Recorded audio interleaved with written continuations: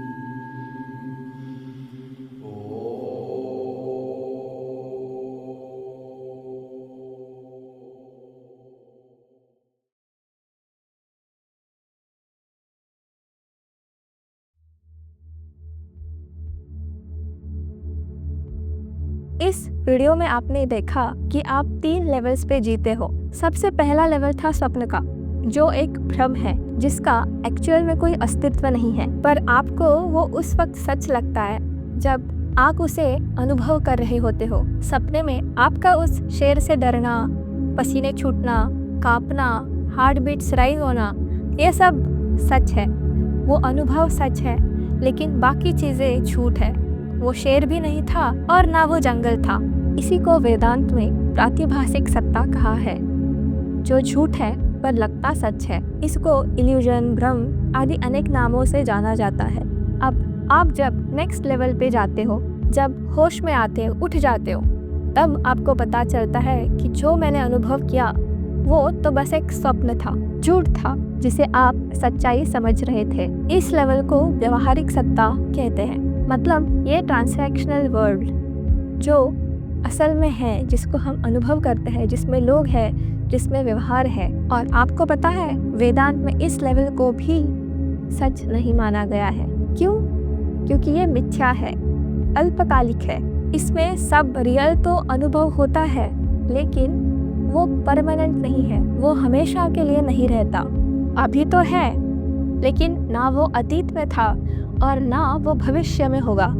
हर वस्तु का आरंभ है और अतः अंत है, और इसीलिए वो झूठ है।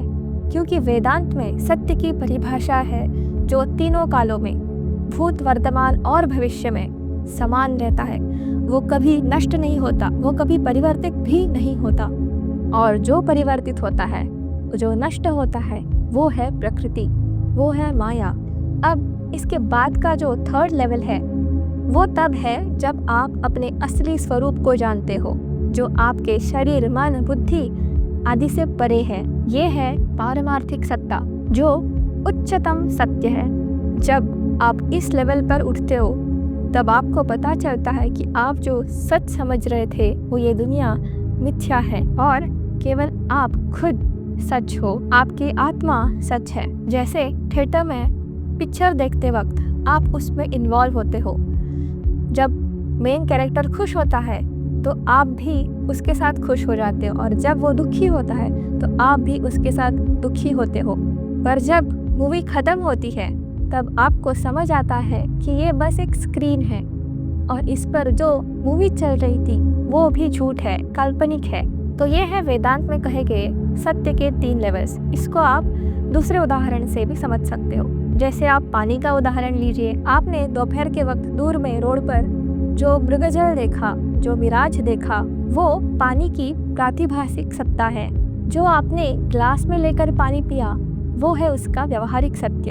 और अगर आपने उसी पानी को विज्ञान की दृष्टि से जाना, तो वो बस H2O है, मतलब ऑक्सीजन और हाइड्रोजन गैसेस का कॉम्बिनेशन। वो है इस पानी का पारमार्थिक सत्य। ये लेवल तब तक आपको सच लगते हैं जब तक आप उसके ऊपर के लेवल से उसको नहीं देखते। जैसे स्वप्न में आपको कभी पता नहीं चलता कि ये झूठ है, पर जब आप जाग जाते हो तब आपको रियलाइज होता है कि वो एक स्वप्न है, झूठ है। वैसे ही यह दुनिया भी तब तक सच है जब तक आप इसके ऊपर के लेवल नहीं जाते, अपने असली सत्य को नहीं जानते। यही बात मांडुक्य उपनिषद की कारिका में कही है। अनादि मायया सुप्तः यदा जीवः प्रबुध्यते अजमनिद्रमस्वप्नम् अद्वैतं बुध्यते तदा।